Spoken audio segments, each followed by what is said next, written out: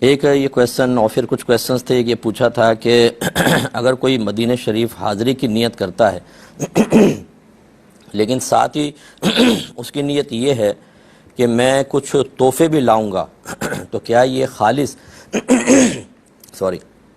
تو کیا یہ خالص اللہ تبارک و تعالیٰ کی خاطر حاضری کی نیت کہلائے گی یا نہیں کہلائے گی؟ دیکھیں، مسئلہ یہ ہے کہ یہ جو اصل نیت ہوتی ہے، جو مین جس کو آپ کہہ لیں کہ جو آپ کی نیت ہے بنیادی، وہ کیا ہے؟ اگر تو صرف حاضری کی نیت تھی، ضمناً نیتوں کا اعتبار نہیں ہوتا. وہ تو 50 آپ نیتیں کرتے ہیں. آپ سوچتے ہیں میں ہوٹل میں ٹھہروں گا، میں وہاں پہ کھانا کھاؤں گا، میں فلاں سے ملوں گا. 50 نیتیں ہوتی ہیں. اگر ہر نیت اصل نیت کی راہ میں مزاحم ہو یا اس کو اس کی راہ میں رکاوٹ مان کے اس کو ریاکاری میں یا اخلاص نہ ہونے پر محمول کیا جائے تو پھر تو بہت ہی مشکل ہوگا. مین نیت آپ کی کیا ہے؟ مین بس یہ ہونی چاہیے کہ حاضری، اور ساتھ میں ضمناً یہ کہ جب واپس آتے ہیں تو تبرکاً کچھ نہ کچھ تحفے وہاں پہ لاتے ہیں، اور اکابرین کی سنت بھی ہے تو پھر اس میں کوئی حرج نہیں ہے. ہاں، اگر آپ اعلیٰ درجے کا تقویٰ رکھتے ہیں تو بس کسی چیز کی نیت نہ کریں، صرف حاضری کی. پھر وہاں پہنچنے کے بعد واپس آتے ہوئے کچھ ارادے اور مزید ہو جائیں پیدا تو وہ الگ بات ہے. جب آپ جا رہے ہیں اس وقت کی نیت کا اعتبار ہوگا. ایک انہوں نے کہا کہ فاتحہ خوانی میں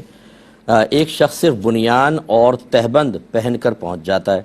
کسی نے کہا کہ ایمان ہوتا تو کیا ایسے شامل ہوتا؟ یہ دیکھیں، بالکل غلط بات کہی.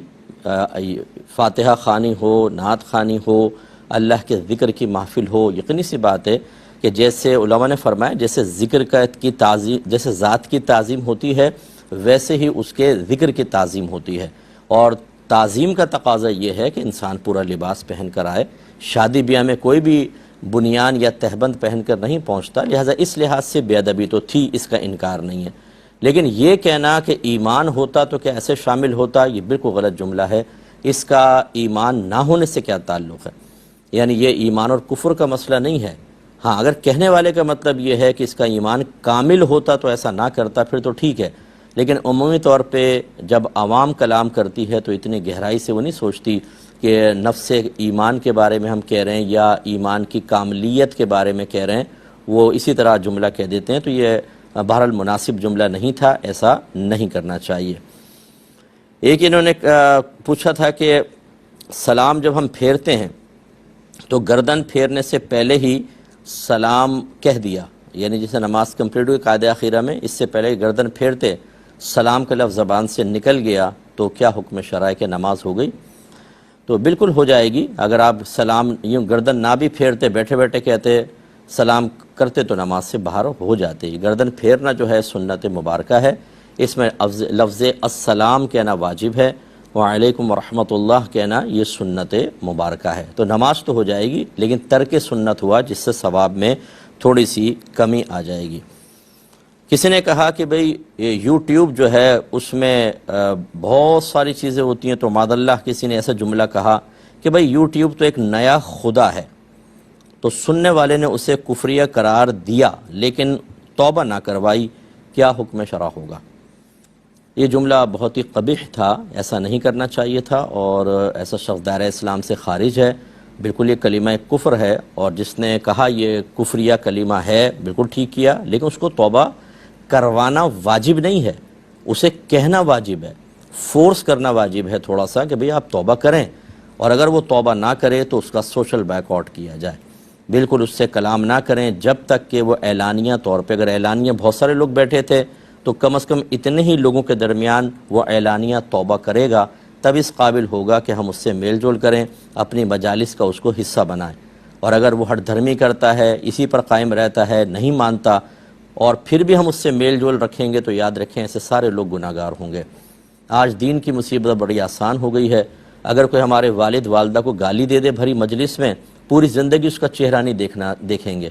وہ اگر بیمار بھی ہوگا عیادت کے لیے نہیں جائیں گے، ان کی شادی بیاہ میں شرکت نہیں کریں گے، حتیٰ کہ مر جائے تو جنازے میں شرکت نہیں کریں گے. یہ اسٹرکٹلی اخلاقیات ہمارے ماں باپ کو گالی دینے والے کے مقابلے میں تو موجود ہیں. لیکن کوئی اس طرح دین کے بارے میں خراب بات کہہ دے، غلیظ بات کہہ دے، خلاف شرع امور اعلانیہ طور پہ کر رہا ہو، جیسے 3 طلاقیں دے کے بیوی کو ساتھ رکھ رہے ہیں اور کہتے ہیں کوئی بات نہیں جس کا عمل اس کے ساتھ. بھئی ہمیں تو سب سے اخلاق سے ملنا چاہیے، مل بھی رہے ہیں، کھا رہے ہیں، پی رہے ہیں، جنازوں میں شرکت کر رہے ہیں، تو اس کا مطلب ہے ہمارے نزدیک آخرت بہت ہی معمولی حقیر ہو گئی،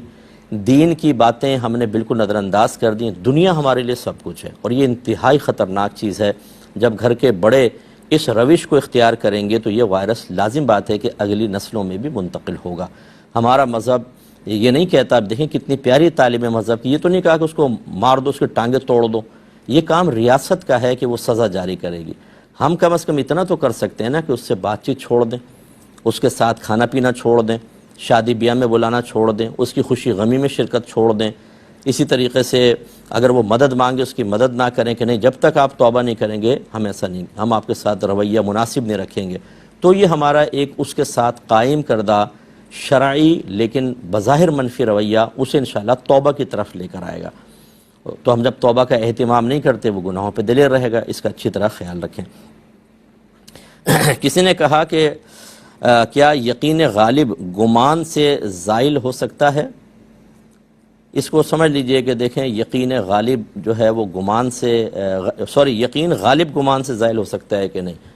یہ دل کی جو کیفیات ہوتی ہیں، یعنی کسی چیز کے بارے میں اگر ہم رائے قائم کرنا چاہیں تو بعض اوقات دل دو رائے قائم کرتا ہے، ایک جانب یس، ایک جانب نو، اور ہاں نہیں، اس طرح کچھ ہوتی ہے۔ تو اگر دل ایک طرف دونوں طرف برابر برابر ہو، یس یا نو، جیسے کسی نے آپ کو آ کر کہا یار میں کل نہیں آیا، یہ میرا مسئلہ تھا، اب آپ نے دل میں سوچا یا تو جھوٹ بول رہا ہے یا سچ، لیکن کوئی ایک جانب غالب نہیں ہے تو اس کو شک سے تعبیر کرتے ہیں کہ آپ کو اس کے بارے میں شک ہے۔ اور اگر دل تھوڑا سا آگے بڑھ جائے، جیسے 60-40 کا ریشو ہو جائے، 60 یس 40 نو، تو جس طرف زیادہ ہوتا ہے اس کو ظن کہا جاتا ہے۔ پھر اگر وہ اس طرف بہت ہی زیادہ ہو جائے اور اس کی جانب مخالف ایسی جیسے بہت ہی معمولی، جیسے 95-5 99-1%، تو اس کو غالب گمان کہا جاتا ہے۔ اور اگر ایک طرف 100% دوسری طرف 0 ہو جائے تو اس کو یقین کہا جاتا ہے۔ اب یقین جو ہے، یہ جو غالب گمان تھا اس سے پیچھے، یہ بہت سے مسائل میں یقین کے ساتھ ملحق ہوتا ہے، لاحق ہو جاتا ہے۔ یعنی جیسے یقین پر آپ کسی چیز کی بنیاد رکھتے ہیں، ایسے جب کسی چیز کے بارے میں غالب گمان ہو جائے تو بہت سارے شرعی احکام کی بنیاد یہ غالب گمان بھی بن جاتا ہے۔ یہ ٹیکنیکل کویسچن تھا لیکن بہرحال تھوڑا آسان کر کے بیان کرنے کی کوشش کی ہے۔ آپ میری کتاب لے لیں، قرب الہی لے لیں، یا طہارت کے مسائل، اس کے آخر میں ایک رسالہ ڈالا ہے، ایک چیپٹر ڈالا ہے، بہت ہی امپورٹنٹ ہے، وہ اسی قسم کے مسائل کے سلسلے میں۔ یہ کہتے ہیں کہ اللہ تعالیٰ نے کشادگی رکھی تو اس کا کیا مطلب ہے؟ اللہ تعالیٰ کو تو علم تھا کہ یہ محنت کرے گا تو کشادگی، اللہ تعالیٰ کو علم تھا کہ یہ محنت کرے گا اس لیے کشادگی رکھ دی،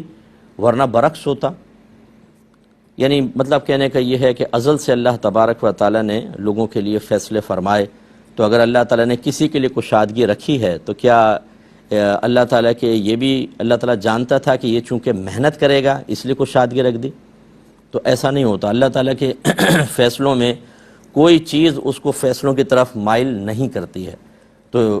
کیونکہ اگر فیصلوں کی طرف اللہ تعالیٰ کو کوئی چیز مائل کرے گی تو یقینی سی بات ہے کہ کم از کم اس فیصلے میں اللہ تعالیٰ اس چیز کا محتاج تھا۔ ایسا نہیں ہوتا، اللہ تعالیٰ کا ہر فیصلہ، ہر ارادہ حکمت کے ساتھ ہوتا ہے، اور پھر وہ ہمارے سے جب وجود میں آتا ہے تو ہزاروں اغراض بھی اس کے ساتھ وابستہ ہوتی ہیں، لیکن کوئی بھی چیز اللہ تعالیٰ کو ارادے پر نہیں ابھارتی ہے، اس کا سبب نہیں بنتی ہے۔ ٹھیک ہے، پہلی بات تو یہ۔ دوسری بات یہ ہے کہ جو آپ کہہ رہے ہیں کہ جی وہ کشادگی کا ارادہ تھا اللہ تعالیٰ کا، پہلے اللہ نے دیکھا کہ ہاں وہ محنت کرے گا، یعنی اپنے علم سے جانا کہ محنت کرے گا تو کشادگی رکھی، ایسا نہیں ہوتا ہے، کیونکہ کشادگی محنت کے ساتھ کوئی مقید تو نہیں ہوتی۔ نکم میں بھی بعض اوقات بڑی کشادگی پا لیتے ہیں، آپ کو پتہ ہے، ایک دم وراثت مل جاتی ہے، نامی بانڈ نکل آتا ہے، نہ محنت کی نہ کچھ، ایک دم کشادگی حاصل ہو گئی، تو لہٰذا یہ خیال درست نہیں ہے۔ پھر یہ لے لیتے ہیں، بچی نے پوچھا کہ ٹیلی فون کی اگر بیل بج رہی ہے اور انسان نماز پڑھ رہا ہو تو کیا حکم شرع ہوگا؟ تو نماز کو کنٹینیو رکھیں گے۔ نماز کو اسی وقت انسان توڑ سکتا ہے کہ جب شدید کوئی ضرورت ہوگی، ورنہ نماز کنٹینیو رکھیں گے۔ لیکن اس میں تھوڑی سی بات اور کہنی ہے، میں حاضر ہوتا ہوں ایک مختصر سے بریک کے بعد۔ بسم اللہ الرحمن الرحیم۔ اس میں بس مزید یہ ہے کہ بعض صورتیں ایسی ہو سکتی ہیں کہ نماز توڑنی پڑ جائے، بعض صورتیں وہ اس طرح کہ مثال کے طور پر بعض موبائل میں آواز آتی ہے، یعنی کالر کے بارے میں آواز آ جاتی ہے کہ فلاں کال کر رہا ہے، وہ ایسا اس میں آپشن ہوتا ہے، اور فرض کر لیں کہ وہ شوہر ہے، بیوی نماز پڑھ رہی ہے اور اسے یقین ہے کہ اگر میں فوری طور پہ بیل نہ اٹھاؤں گی تو شوہر شکی مزاج ہے بہت زیادہ، یا ظالم ہے، مار پیٹ کرے گا کہ تم نے فوراً میرا موبائل کیوں نہیں اٹھایا۔ ایسے بھی کردار ہیں، آپ سب بہت سے تو کہیں گے ہاں بالکل ٹھیک کہا، بلکہ بعض بہنیں تو کہیں گی میرے شوہر کی بات ہی کر رہے ہیں مفتی صاحب۔ تو ایسی صورتحال میں کہ عورت یہ سمجھتی ہے، فرض کریں نماز پڑھ رہی ہے، کہ پھر مجھ پہ بعد میں ظلم ہوگا یا شک ہوگا کہ تم اٹھاتی کیوں نہیں ہو، کیا کر رہی تھی تم، کس کے ساتھ انوالو تھیں، تو پھر وہ نماز توڑ کر بھی اٹھا سکتی ہے، ٹھیک ہے نا۔ پھر یہ ایسی نادر صورتیں ہوتی ہیں جن میں ہو سکتا ہے، ورنہ اگر بیل آ رہی ہے تو 50 بیل آتی ہیں، ہونا یہ چاہیے کہ پہلے اس کو سائلنٹ کر کے رکھ دیں اور یا بند کر کے رکھ دیں، تاکہ کوئی بیل کال کرے گا اٹھائے نہیں تو مسئلہ نہیں، جبکہ خطرہ نہ ہو اس قسم کا جو میں نے عرض کیا، نماز ختم کرنے کے بعد کھولیں۔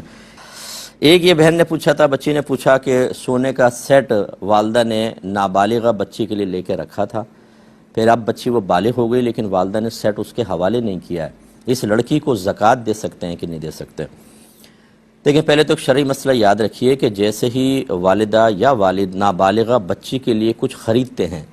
تو فوراً اس کی ملکیت میں چلا جائے گا، نابالغہ کی بات کر رہا ہوں، بالغ کی نہیں، ٹھیک ہے نا۔ تو یہ جیسے ہی خریدیں گے اس کی ملک میں چلا جائے گا، گویا کہ اس کی نیت سے خریدنا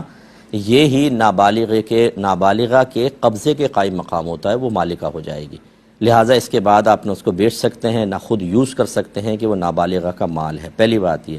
ہاں، اگر بالغ بچوں کے لیے آپ خریدتے تو جب تک چاہے اس کے نام سے آپ نے لے کے رکھا ہوا ہے، جب تک اس کا باقاعدہ فزیکلی طور پہ مکمل اختیار کے ساتھ قبضہ نہ دے دیں، تب تک وہ آپ کی ملکیت سے نکل کر اس کی ملکیت نہیں بنے گا۔ قبضہ دینے کا مطلب اس کو دے دیں، مکمل اختیار کا مطلب وہ چاہے بیچے، کرائے پہ دے، کسی کو آگے گفٹ کر دے، یہ مکمل اختیار ہوگا، اور آپ نے اس کو دے دیا قبضے میں تو پھر وہ آپ کی ملکیت سے نکل کر اس کی ملکیت میں داخل ہوگا۔ ان دونوں کا نتیجہ کیا نکلے گا؟ نابالغہ کے لیے لے کے رکھا اور والدہ کا وصال ہو گیا، یہ مال وراثت نہیں ہے، یہ صرف بچی کو ملے گا، کیونکہ جیسی ماں نے خریدا تھا بچی کی ملکیت میں گویا کہ داخل ہو گیا تھا، چاہے فزیکلی قبضہ نہیں تھا، یہ مال وراثت نہیں ہے۔ لیکن بالغہ بچی کے لیے سونے کے سیٹ لے کے رکھے اور والدہ کا انتقال ہو گیا، قبضہ نہیں دیا تھا، یہ مال وراثت ہے، یہ اس بچی کا نہیں ہے۔ تمام جتنے ورثاء ہیں ان خاتون کے، ان سب کو اس میں سے حصہ ملے گا۔ تو اب جیسے یہ کویسچن کیا تو یہ بچی کی ملکیت میں آ گیا 1 تولہ، اب وہ زکوٰۃ لے سکتی ہے کہ نہیں؟ تو اب یہ دیکھیں گے کہ 1 تولہ سونا کے علاوہ اس کے پاس اور کوئی مال ہے کہ نہیں ہے۔ اگر تھوڑا بہت بھی مال ہو تو پھر تو یہ دونوں مل کر 52.5 تولہ چاندی کی قیمت تک پہنچ جائیں گے اور وہ مالکہ نصاب ہوگی، لہٰذا اس کو زکوٰۃ نہیں دے سکتے۔ لیکن اگر صرف یہ 1 تولہ سیٹ، اس کے علاوہ کوئی چیز حاجت اصلیہ سے زائد اس کی ملکیت میں نہیں ہے تو پھر وہ شرعی فقیرہ ہی کہلائے گی، اس کو اب زکوٰۃ دی جا سکتی ہے۔ یہ پوچھا تھا کہ کیا نکاح خوان وکیل ہو سکتا ہے؟ تو بالکل ہو سکتا ہے، اس میں کوئی مسئلہ نہیں ہے، بلکہ بعض اوقات تو ہوتے ہیں کہ خود نکاح خواں جاتا ہے اور جا کے بچی سے اپنے لیے اجازت لیتا ہے اور پھر آ کے وہ وہاں سے ایجاب ہو گیا، یعنی آ کے ایجاب کرتا ہے اور لڑکے سے قبول کرواتا ہے، تو گویا کہ نکاح خواں ہو سکتا ہے وکیل، اس کا کوئی انکار نہیں ہو سکتا۔ یہ کہتے ہیں کہ کمپنی میں نے انویسٹمنٹ کی ہے اور اس طرح طے ہوا ہے، غالباً 12% انہوں نے انویسٹ کیا ہے، لیکن طے یہ کیا ہے کہ 50% پروفٹ کمپنی لے گی، 50% یہ لیں گے، کیا یہ جائز ہے؟ یہ بالکل جائز ہے۔ شرکت کے اندر یہی ہوتا ہے کہ شرکت میں دونوں طرف سے مال ہوتا ہے، وہ مال کی مقدار چاہے کتنی ہو، پروفٹ کم زیادہ طے کر سکتے ہیں، ٹھیک ہے نا۔ جیسے میں فرض کر لیں 1 کروڑ ملاؤں، آپ 50 لاکھ ملائیں، اب میرا زیادہ ہے لیکن میں آپ کو الٹا کہہ دوں کہ میں آپ کو 70% دوں گا اور 30% پروفٹ میں رکھوں گا، بالکل صحیح ہے، اس میں کوئی مسئلہ نہیں ہے، ٹھیک ہے نا۔ لیکن یہ یاد رکھیے کہ شرکت کے اندر نقصان کا ریشو مال کی مقدار کے موافق ہوتا ہے۔ مثال کے طور پہ ایک نے 70% مال ملایا، دوسرے نے 30% کاروبار کیا اور نقصان ہوا، تو جس کا 70% مال ہے وہ 70% نقصان برداشت کرے گا، جس کا 30% تھا وہ 30% نقصان برداشت کرے گا۔ اس میں بعض اوقات غلطیاں کرتے ہیں لوگ کہ جیسے ایک شخص ضرورت مند ہے، اس کو چاہیے یار کوئی انویسٹمنٹ کر لے، تو اس نے کہا میرے پاس 30 لاکھ ہیں، آپ 70 لاکھ ملا لو، ہم کاروبار کرتے ہیں اور میں آپ کو آفر کرتا ہوں کہ جتنا بھی نقصان ہوگا نا میں برداشت کر لوں گا۔ سامنے والا کہتا چلو یار نقصان کا پہلو تو ہے نہیں، کر لیں، یہ شرکت فاسد ہے، یہ غلط۔ نقصان کے اندر آپ آپس میں طے نہیں کر سکتے، وہ مال کی مقدار کے موافق ہوگا۔ ہاں پروفٹ طے کر سکتے ہیں کم انویسٹمنٹ والا زیادہ پروفٹ لے لے، زیادہ والا کم پر راضی ہو جائے، ٹھیک ہے۔ تو آپ امید ہے کہ بات سمجھ گئے ہوں گے۔ یہ کہتے ہیں کہ بڑا بھائی اس نے جب شادی کی ہے، اس کے بعد سے اس کے رویہ بدل گیا ہے، امی سے لڑتا ہے، اس کی بیوی بھی لڑتی ہے، گھر کا سکون بالکل ختم ہو گیا ہے، کیا کریں؟ بہن، آپ کسی بھی عامل صاحب کے پاس جائیں گی، وہ آپ کی بات سن کر اظہار ہمدردی بھی کریں گے، اور جتنا اللہ نے ان کو علم دیا ہے آپ کو وظیفے بھی دے دیں گے، آپ کو اور کچھ چیزیں دے دیں گے کہ آپ یہ کریں۔ کسی اچھے سے مل گئے تو روحانی چیزیں بتائے گا، کسی برے سے مل گئے تو شاید ایمان بھی جائے گا۔ لیکن اچھی طرح یاد رکھیں کہ جب تک شریعت کو ہمارے گھر میں داخلہ نہیں ملے گا، کبھی بھی گھروں کا سکون نہیں مل سکتا۔ وجہ اس کی ہے کہ جب بیٹے کی تربیت نہیں کی، نہ اس کو یہ پتہ ہے کہ ماں کا مقام کیا ہے، کن چیزوں سے میری آخرت برباد ہو رہی ہے، نہ اس بیٹے کو کبھی یہ سکھایا تھا کہ جب تم شادی کرو گے تو نکاح کے بڑے مقاصد میں سے یہ ہے کہ تمہیں اپنے بیوی بچوں کی دینی تربیت کرنی ہوگی۔ یا ایھا الذین آمنوا قوا انفسکم واہلکم نارا وقودھا الناس والحجارہ، اے ایمان والو اپنے آپ کو اور اپنے گھر والوں کو جہنم کی اس آگ سے بچاؤ جس کا ایندھن آدمی اور پتھر ہیں۔ تو جب بچے کو پتہ ہی نہیں ہے کہ مجھے اپنی بیوی کو کیا سکھانا ہے کیا نہیں، آپ نے شادی کر دی، وہ اپنی زندگی گزار رہا ہے، تو دینی تربیت ہم نے کی نہیں ہے، معذرت کے ساتھ ماں باپ کو نہیں پتہ ہوتا کہ ہمیں کس عمر کے کس اسٹیج پر بچے کو کیا سکھانا ہے، کتنا سکھانا ہے، تو پھر لازم سی بات ہے کہ آپ اتفاق کوئی ہو جائے یا باہر کے کوئی معاملات ایسے ہوں کہ کہیں بچے نے بیان سن لیا، کسی اچھے کی صحبت میں رہی اور وہ اچھا بن گیا، آپ کی تربیت کے بغیر، گھر کے ماحول کے بغیر، تو یہ ایک اللہ کا مزید کرم کہیں گے اس کو۔ لیکن عمومی طور پہ ایسے ہی ہوتا ہے کہ گھروں میں جو ہمارے لڑائی جھگڑے، فتنہ فساد، نا انصافیاں، عدل و انصاف کا خون ہو رہا ہوتا ہے، بڑوں کے ساتھ بدتمیزیاں، چھوٹوں پہ عدم شفقت کا ماحول، ان سب کی وجہ یہ ہے کہ ہم نے شریعت کو گھر سے باہر رکھا ہوا ہے۔ دین نہ آئے گھر میں، قرآن کی تعلیم پوچھیں، اپنے آپ سے پوچھیں جتنے مجھے سن رہے ہیں، اور اپنے خاندان میں دیکھیں کیا ہمارے جو لڑائی جھگڑوں کا جو فیصلہ ہوتا ہے وہ قرآن کے ذریعے ہوتا ہے، حدیث کے ذریعے ہوتا ہے، یا شریعت کے ذریعے ہوتا ہے؟ دیکھیں گے نہیں، تم نے یہ کہا تھا، تم نے یہ کہا تھا، چلو معاف کر دو، معافی مانگی، یہ وہ کیا، ختم۔ یہ نہیں پتہ کہ بھئی شریعت کیا کہتی ہے اس میں۔ بعض اوقات اکڑے رہتے ہیں، صلح بھی نہیں کرتے ہیں، پوری زندگی ظلم کرتے رہتے ہیں۔ تو میری بہن، میری آپ کے بہت زیادہ ہمدردیاں، اپنی والدہ سے بھی میرے جملے ان کو سنوا دیجیے گا، ان والدہ سے بھی میری بڑی ہمدردیاں، اللہ تعالیٰ ان کو ذہنی سکون عطا فرمائے۔ لیکن اس کا بڑا قصوروار خود ہم ہوتے ہیں، اور ہم اپنے اولاد کو دینی تربیت سے دور رکھ کر، دین سے دور رکھ کر اس اسٹیج پر پہنچاتے ہیں۔ اور ناراض مت ہوئیے گا، یہ تو ابھی دنیا ہے، آخرت ابھی باقی ہے۔ نبی کریم نے فرمایا کلکم راعین وکلکم مسئول عن رعیتہ، تم میں سے ہر شخص نگہبان ہے، تم میں سے ہر شخص سے اس کے ماتحت کے بارے میں بروز قیامت کویسچن ہوگا، سوال ہونا ہے۔ ابھی تو وہاں جا کے آپ کو ایک عدالت میں کھڑا ہونا اللہ کی بارگاہ میں کہ اپنے اولاد کی دینی تربیت کیوں نہیں کی تھی، ان کو کیوں دین نہیں سکھایا تھا۔ اسی لیے ہم آپ سے گزارش کرتے ہیں بار بار، فرض علوم کورس کروائیں اپنے بچوں کو، انہیں اخلاقیات کی، سیرت رسول کی تعلیم دیں، انہیں دینی چینلز دکھائیں جو آج کل ایک دو ہی تو چل رہے ہیں، ان کی تعلیمات دکھائیں تاکہ بچے ان کو دیکھ کر کچھ دین کے قریب آئیں۔ تو بہرحال ہمیں ہمدردی ہے، بہتر یہ ہوگا کہ آپ کی والدہ اس پر اپنے قریبی کسی اہل سنت کے دارالعلوم سے پورا سوال مرتب کریں، اور ان سے گزارش کریں کہ اس کا جواب بھی دیں اور کچھ ناصحانہ کلام بھی کر دیں، وہ بیٹے کو دکھائیں، ہو سکتا ہے کہ اللہ تعالیٰ کرم فرمائے۔ مختصر سا بریک لیں گے، ہمیں یقین ہے آپ ہمارے ساتھ ہی رہیں۔ مجھے بتایا کنٹرول روم سے کہ گھر بیچا تھا، والد صاحب کا انتقال ہو گیا تھا، اور چھوٹے بھائی نے قبضہ کر لیا مال پر، سب کو حصہ نہیں دیا، اتنا مجھے بات بتائی گئی اور سمجھ میں بھی آئی۔ تو اس کا کیا حکم شرع ہوگا؟ دیکھیں، مسئلہ یہ ہے کہ جب کوئی انتقال کرتا ہے اس کو مورث کہتے ہیں، وہ جو چھوڑ کر جاتا ہے اس کو ترکہ کہتے ہیں۔ تو یہ ہونا یہ چاہیے، میں سب سے گزارش کرتا ہوں کہ اللہ آپ کو درازی عمر بالخیر عطا فرمائے، آپ کی فیملی پر آپ کا سایہ قائم و دائم فرمائے۔ لیکن جب گھروں میں ایسا ماحول ہو کہ دین ہم نے سکھایا نہ ہو، اور گمان یہ ہو کہ مرنے کے بعد یہ آپس میں لڑیں گے، اور آپ کو اگر امید نہ ہو، آپ کہ نہیں ہماری اولاد نہیں لڑے گی، میں آپ سے گزارش کروں گا ایک دفعہ گمان کر لیں، لڑے گی۔ دولت اتنی گندی شے ہے، بچے آپس میں بعض اوقات نہیں لڑنا چاہتے،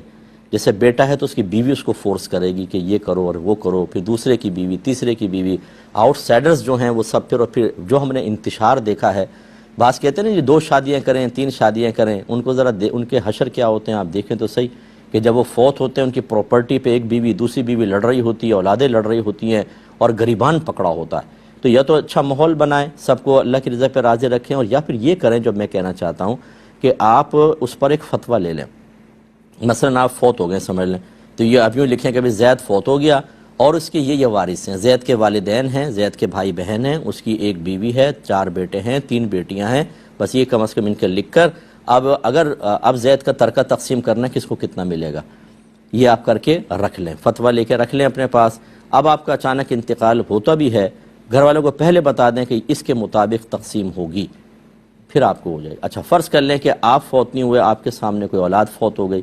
تو جس کے مال تقسیم ہوتا ہے جیسے میں نے بتایا اس کو مورث کہتے ہیں، مورث کے سامنے ہی کسی وارث کا انتقال ہو جائے تو وہ محروم رہتا ہے، نہ اسے اب ملے گا نہ اس کی اولاد کو ملے، اسے تو آپ باہر نکال دیں۔ تو پھر دوبارہ ایک اور فتویٰ لے لیں کہ زید کے یہ بچے تھے لیکن زندگی میں ایک کا انتقال ہو گیا، اب باقی کو کتنا ملے گا اس پہ لے کے رکھ لیں اور وہ دے دیں، انشاءاللہ عز و جل بہت فائدہ ہوگا۔ اب اگر کوئی نہ مانے اولاد تو پھر ٹھیک ہے، نہ مانے تو نہ مانے، لیکن بعض اوقات ایسا ہوتا ہے اولاد کو پتہ ہی نہیں کہ کیسے تقسیم کرنا ہے، خود والدین غلط تقسیم کر کے اپنے بڑوں کی قبضے کر کے بیٹھے ہوتے ہیں، تو اولاد کو تو آپ نے یہی سکھایا نا کہ ہم نے بہنوں کا مال دبایا ہوا ہے، تم بھی اسی سنت پر عمل کرنا، تو پھر بھائی بھی آگے نہیں کرتے ہیں۔ تو اس لیے پہلا کام تو یہ کر لیں، باقی جتنے اس طرح کے قابض حضرات ہیں، بھائی زندگی مختصر سی ہے، اب یہ موت کا جھٹکا آئے گا، آپ قبر کے اندر پہنچ جائیں گے، ذرا قبرستان جا کر دیکھیں، یہ 2 گز کا پلاٹ، 200 گز کا پلاٹ، 500 گز کا، 1000 گز کے پلاٹ، مال گولڈ، یہ سب یہیں رہ جائے گا، آپ کے کپڑے تک اتار لیے جائیں گے، آپ کو برہنہ حالت کے اندر غسل دیا جائے گا، کفن پہنایا جائے گا، اور سیدھا ایک اور کفن بھی کتنے کا ہوگا ذرا قیمت معلوم کر لیں، آپ نے ساری زندگی جتنے لباس پہنے ہوں گے ایک لباس بھی اس کی قیمت سے کم کا نہیں ہوگا، اتنا معمولی سا کفن دے کے آپ کو قبر میں چھوڑ دیں گے، اس کے بعد آپ خمیازہ بھگت رہے ہوں گے۔ اس لیے نہ کسی کا حق ماریں، اگر آپ کو نہیں پتا کہ کس کا کیا حق ہے تو جیسے میں نے عرض کیا آپ اب فتویٰ لے لیں جا کر، اور فتویٰ لے کر اس کی روشنی میں خرچہ کریں، یعنی حصہ دیں، اور جو اخراجات وغیرہ آپ نے بیجا کیے ہیں اس کا تاوان دیں، یہ اچھی طریقے سے ذہن میں رکھیں، ورنہ آخرت کی بربادی کا بہت بڑا سامان ہوگا۔ یہ جو بہن نے کویسچن کیا کہ میرا بیٹا ایک مدرسے میں پڑھتا ہے، استاد بہت زیادہ مارتا ہے، جسم پہ نشان ڈال دیتا ہے اور گالیاں دیتا ہے ماں باپ کی، اور بلکہ کہتا ہے جا اپنی ماں کو جا کے بتا فلاں فلاں، کیا حکم شرع ہوگا؟ میں تمام ایسے اساتذہ سے بڑے ہی دائرہ ادب میں گزارش کرتا ہوں اس پر کوئی شرعی دلیل لے کر آئیں کہ طالب علم آپ کے پاس آ جائے تو آپ بے رحمی سے اس کو مار سکتے ہیں، آپ کو اختیار حاصل اس کا لائیں، کوئی شرعی دلیل لے کر آئیں، یا آپ اس کو ماں بہن کی گالیاں دے سکتے ہیں، اس کے ماں باپ کو گالیاں دے سکتے ہیں، آپ کے پاس کوئی شرعی دلیل ہے تو اس کو پیش کریں۔ یہ لفظ میں استعمال کر رہا ہوں، یہ وہ لوگ ہوتے ہیں جن کے پاس علم نہیں ہوتا، جہالت غالب ہوتی ہے، اور یہ بچوں کو جانوروں کی طرح مار کر ایک غلط مثال قائم کر رہے ہوتے ہیں، بالکل غلط ہے، ایسا نہیں کر سکتے، یہ ظلم عظیم ہے اور آخرت میں اس کا حساب و کتاب دینا ہوگا۔ استاد سختی کر سکتا ہے، استاد شدت کر سکتا ہے، بعض اوقات ایسا بھی موقع آتا ہے کہ تھوڑا بہت کوئی شرارتی، بہت ہی شرارتی اور ڈھیٹ بچہ ہوتا ہے، تھوڑا بہت زیادہ بھی ہو جائے، لیکن اتنا زیادہ نہیں جیسے یہ کہ جس میں نشان، لیکن ہو سکتا ہے، لیکن یہ نہیں کہ ڈیلی اس کو۔ اچھا یہ بھی میں نے دیکھا ہے کہ یہ صرف غریبوں کے بچوں کے لیے ہوتا ہے جن کے کوئی بیک پر نہیں ہوتا، ابھی کسی کرنل صاحب کا، جنرل صاحب، بریگیڈیئر کا بچہ، ایم پی اے کا، ایم این اے کا بچہ ہوتا، کسی کروڑ پتی کا بچہ ہوتا، تو ان کی ملائمت دیکھیں آپ، پھر ان کی شفقتیں دیکھتے اس بچے کے اوپر، پھر اپنے مارنے کے جواب میں جو نقصانات سامنے آنے والے ہیں ان اندیشوں کو آپ دیکھ کر، اندیشوں کی روشنی میں جو احتیاطی تدابیر اختیار کرتے ہیں وہ دیکھنے کے قابل ہوتی ہیں۔ یعنی غریب کا بچہ، اس کا مطلب اس کو مارو پیٹو کچھ بھی کرو، جانور ہے وہ، یہ بالکل غلط طریقہ کار ہے، بالکل غلط ہے۔ آپ اس مدرسے سے بچے کو نکلوا لیں، اس بچے کو وہاں پہ دہشت اور خوف کی وجہ سے شاید صحیح تعلیم حاصل ہو ہی نہیں سکتی ہے، اور اگر وہ کرتا بھی رہا تو اس کی عزت نفس اتنی مجروح کر دی جائے گی، وہ اتنا ذلت پسند ہو جائے گا کہ باہر نکل کر اگر لوگ اس کو ذلیل بھی کریں گے نا، وہ ہنس کے سنتا ہوگا، کیونکہ اس کو اتنا ذلیل کر دیا گیا ہوگا مدرسے کے اندر کہ باہر نکل کے اس کی عزت نفس بالکل مجروح ہو جائے گی۔ یہ باتیں میری بری تو بہت لگیں گی ان حضرات کو کہ جو مدرسے میں اس قسم کا ماحول بنا کر رکھتے ہیں، یہ بالکل غلط ماحول ہے، ایسا نہیں کرنا چاہیے۔ نبی کریم صلی اللہ علیہ وسلم کے پاس ایک صحابی حاضر ہوئے، انہوں نے عرض کیا صلی اللہ صلی اللہ علیہ وسلم، میرے کچھ غلام غلطیاں کرتے ہیں تو میں ان کو مارتا ہوں، میرا ان کا بروز قیامت کیا معاملہ ہوگا؟ رحمت کونین صلی اللہ علیہ وسلم نے ارشاد فرمایا کہ تیری مار اور ان کی غلطیاں یہ ترازو کے 2 پلڑوں میں رکھی جائیں گی، اگر برابر ہوئیں تو نہ لینا نہ دینا، اور اگر تیری برائیاں کم ہوئیں، ان کی غلطیاں زیادہ، تو ان کی نیکیاں تجھے دی جائیں گی، اور اگر تیری مار زیادہ ہوئی، تیری سزا زیادہ ہوئی اور ان کی غلطیاں کم ہوئیں تو نیکیاں تیرے نام اعمال سے نکال کر ان کے نام اعمال میں ڈالی جائیں گی۔ تو وہ صحابی روتے ہوئے چلے گئے وہاں سے، یہ ہوتا ہے معاملہ کہ چلیں ان سے کچھ ایسا ہوا، انہوں نے حالانکہ غلطی کے اوپر مارا ہوگا، لیکن خوف خدا ہے، یا رسول اللہ میرا ہوگا کیا قیامت کے دن، اور میرے آقا نے بالکل بہترین طریقے سے سمجھا دیا۔ اس لیے جتنے ایسے اساتذہ ہیں، آپ نفسیات سمجھیں بچوں کی، اس کے مطابق پڑھانے کو ترجیح دیں، یعنی ٹیچنگ میتھڈ وہ ہونا چاہیے، ذلیل کر کے، دبا کر، خوف و دہشت کا ماحول بنا کر آپ کبھی بھی نہیں پڑھا سکتے ہیں۔ ہاں جو نکمہ ہے پڑھ کے نہیں دے رہا، اسے چپ چاپ پھر کہیں بھی چلے جائیں، یہ ہمارے قابل نہیں ہے، یہ مانتے ہی نہیں ہے، تو کیا کریں، چھوڑ دیں اس کو۔ لیکن آپ کہتے ہیں کر کے دکھاؤں گا میں، اس سے آپ بچے کی شخصیت کو تباہ کر دیتے ہیں اور گناہگار علیحدہ ہوتے ہیں۔ اگر کسی کو میری کوئی بات بری لگی ہو تو میں آپ سے معذرت چاہتا ہوں، لیکن غور کیجئے اس پر، یہ ایک حقیقت کا بیان ہے، ایسا نہیں ہونا چاہیے۔ ایک بھائی نے آفر مجھ سے پوچھا تھا کہ بعض اوقات ہم کسی مدرسے میں اجتماعی قربانی ہو رہی ہوتی ہے، اس میں پیسہ ملاتے ہیں، ڈالتے ہیں، حصہ ڈالتے ہیں، تو کیا وہاں جو جانور کٹ رہا ہے اس جانور کو پہلے دیکھنا ہمارے لیے لازم ہے؟ کوئی لازم نہیں ہے، بس اعتماد ہونا چاہیے، قابل اعتماد اداروں میں ہی دیں کہ ہاں انہوں نے جانور کاٹا ہوگا۔ اگر وہ آپ کو دکھائیں گے بھی، اگر آپ وہاں پر موجود ہیں جیسے اسی علاقے میں، پھر تو آپ جا کر دیکھ سکتے ہیں، لیکن بہت سے باہر سے بھیجتے ہیں، تو پھر کیا ذریعہ ہوگا جانور دیکھنے کا؟ زیادہ یہ آپ کہیں گے ویڈیو دکھا دو یا پکچر بھیج دو، وہ اگر دھوکہ ہی دینا مقصود ہو تو کسی بھی جانور کی کھینچ کے بھیج دیں گے، آپ کو کیا پتہ۔ تو اس لیے بہرحال یہ جانور دیکھنا کوئی لازم نہیں ہوتا، قابل اعتماد لوگوں کو دیں۔ اسی طرح یہ کہتے ہیں کہ کیا اس مدرسے کے لیے حصے دار کی معلومات لینی لازم ہے؟ یہ کوئی لینی لازم نہیں ہے کہ وہ مرد ہے یا عورت ہے، بس وہ جب کاٹیں گے وہ ارادہ کریں کہ جس نے حصہ دیا ہے اللہ تعالیٰ اس کی قربانی قبول کرے، اس کی طرف سے ہم کر رہے ہیں، بس ہو جائے گا۔ اللہ تعالیٰ کو بتانا ضروری نہیں ہوتا نا، بعض لوگ وہ پیپر لے کر قربانی کے جانور کے سامنے کھڑے ہوتے ہیں، پھر کہتے ہیں اس کی یہ قربانی۔ میں پوچھتا ہوں کس کے لیے بول رہے ہیں آپ؟ یہ کس کو سنانا چاہتے؟ قصائی کو؟ اسے دلچسپی نہیں ہے۔ اطراف کے لوگوں کو کیا ضرورت ہے؟ اللہ کو اسے تو پہلے ہی معلوم ہے۔ تو یہ ہمارے ہاں وہ طریقے رائج ہو گئے ہیں جو ہمارے قلبی اطمینان کا سبب تو بنتے ہیں، اس کے بغیر ہمیں سکون بھی نہیں ملتا کہ بھئی نام تو لیا نہیں، لیکن اس کی حقیقت کیا ہے؟ پیچھے کچھ بھی شرعی تقاضا نہیں ہے، قابل اعتماد کو دیں، بے پرواہ ہو جائے، بس اتنا کافی ہے۔ اور یہ کہتے ہیں اسی طرح کہ کیا ذبح کے وقت وہاں موجود ہونا ضروری ہے؟ کوئی موجودگی لازم نہیں ہے۔ یہ پولینڈ سے ایک کویسچن تھا میرے پاس، بھائی نے کہا تھا، میں نے کہا شامل کر لیتا ہوں۔ یہ کہتے ہیں ہمارے یہاں ایک مسجد میں جگہ کم ہے تو 2 جمعے ہوتے ہیں، یعنی جمعے کے دن 2 جمعے ہوتے ہیں، ایک امام صاحب پہلے خطبہ دیتے ہیں، نماز پڑھاتے ہیں، پھر مقتدی چلے جاتے ہیں، پھر خطبہ ہوتا ہے، پھر نماز پڑھائی جاتی ہے۔ وہی کہتے ہیں کہ اب 2 اس میں کویسچن تھے، ایک جمعہ ایک امام صاحب نے خطبہ دیا، انہوں نے نماز پڑھائی، کیا یہی اگلی جماعت کے اندر خطبہ اور نماز پڑھا سکتے ہیں؟ دیکھیں فقہ حنفی کی روشنی میں خطیب کا یعنی خطبہ پڑھنے والے کا اور امام کا الگ الگ ہونا بالکل جائز ہے۔ یہ ہو سکتا ہے کہ خطبہ کوئی دے اور نماز کوئی پڑھا، اس میں تو مسئلہ نہیں ہے، لیکن ہمارے ہاں فقہ حنفی میں جب ایک امام فرائض ادا کر لیتا ہے اس کے بعد اسی کی جماعت نہیں کروا سکتا، کیونکہ جیسے جمعہ ہے، اس نے جمعہ پڑھا دیا، اس کا جمعہ ادا ہو گیا، جب جمعہ ادا ہو گیا دوسرا جمعہ یہ امام دوبارہ نہیں پڑھا سکتا، اس لیے کہ فرض تو ادا ہو گیا، اب اگر یہ پڑھائے گا بھی تو یہ فرض نہیں ہے، یہ نفل ہیں، اور نفل والے کے پیچھے فرض والے کی نماز نہیں ہوتی فقہ حنفی میں، لہذا اگر یہی امام بن جاتے ہیں دوبارہ تو تمام مقتدیوں کا دوسروں کا جمعہ ہوتا ہی نہیں ہے، وہ سب کے سب برباد، ان کا جمعہ برباد اور امام صاحب گناہگار ہوئے شدید، اور کمیٹی بھی بروز قیامت سب کے جمعوں کے قضا کرنے کا وبال اپنے سر پر لے گی۔ اور اگر یہ صورتحال ہے کہ ایک خطیب صاحب خطبہ پڑھتے ہیں پھر وہ نماز پڑھا دیتے ہیں، پھر جب اگلی نماز آتی ہے وہی خطیب صاحب خطبہ پڑھتے ہیں لیکن نماز کوئی اور پڑھا دیتا ہے، پھر کوئی حرج نہیں، امام علیحدہ ہو گئے، اور خطبہ کا تو میں نے آپ کو پہلے ہی بتا دیا کہ اگر خطبہ ایک الگ شخص نے پڑھا اور نماز دوسرے شخص نے پڑھائی بالکل ہو سکتی ہے۔ امید ہے کہ آپ بات سمجھ گئے ہوں گے۔ یہ ایک بھائی نے کویسچن کیا کہ اگر مرد کے چہرے پر بدنما داغ دھبے ہوں تو کیا کسی لیزر ٹریٹمنٹ سے اس کو ختم کروایا جا سکتا ہے یا اور کوئی طریقہ علاج اختیار کر سکتے ہیں؟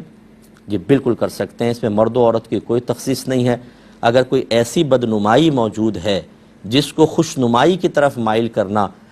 ضروری محسوس ہو، ایسا کہ جیسے فیس پر ہوتا ہے تو پھر ہر جو ملتا ہے فیس دیکھتا ہے اور انسان کچھ بعض اوقات احساس کمتری کا شکار ہو جاتا ہے، اور کچھ ہمارے لوگ بیچارے اللہ ان پر رحمت نازل فرمائے، ان کو پتہ ہی نہیں ہوتا کس پہ تبصرہ کرنا ہے، کیا پوچھنا ہے کیا نہیں۔ یار تمہاری ناک موٹی کیوں ہے، تمہارے کان چھوٹے کیوں ہیں؟ بھائی تو اس نے پکڑ کے دبا دیے تھے کہ اپنے کان چھوٹے چھوٹے کر دیے اس نے، جیسا اللہ نے بنایا۔ یہ کویسچن کر کے ہم اس کو احساس کمتری کا شکار کروا دیتے ہیں، تو بہرحال ایسی صورتحال میں کر سکتے ہیں۔ اب اپنے